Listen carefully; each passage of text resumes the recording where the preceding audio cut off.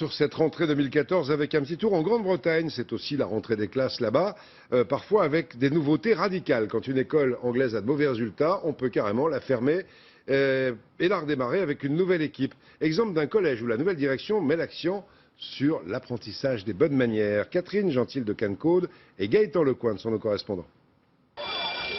Dans ce collège, on ne plaisante pas sur les horaires. Allez, courez pour aller en cours, on y va, on y va.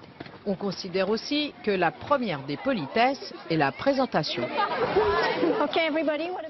Bon, alors vous me refaites votre nœud de cravate. Vous les filles, c'est toujours trop court et vous les garçons, c'est toujours trop long. Il va falloir changer tout ça.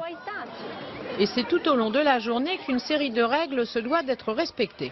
Les bonnes manières, d'abord, c'est un bon début dans la vie, c'est-à-dire le respect des autres pour commencer. Mais c'est aussi tous les petits à côté, tenir une porte ouverte, dire merci, mettre les déchets dans une poubelle, par exemple.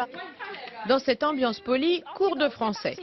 Le fait de se plier à des règles de conduite n'interdit pas de s'amuser.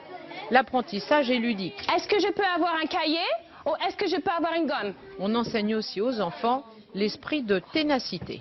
Il y a 3 mots d'ordre dans cette école, c'est respect, responsabilité et résistance. Et dans chaque activité qu'on fait dans la classe, on se réfère à ces trois mots d'ordre. Première leçon et première phrase en français. Bonjour, comment tu t'appelles? Comment dit-on? Please, can you... Inutile de dire qu'ici, on lève la main avant de s'exprimer. Les bonnes manières, ça vous aide à obtenir un travail quand vous êtes grand et à avoir des bons rapports avec les gens. Le degré d'exigence dans la discipline s'accompagne bien sûr du même degré d'exigence dans la scolarité.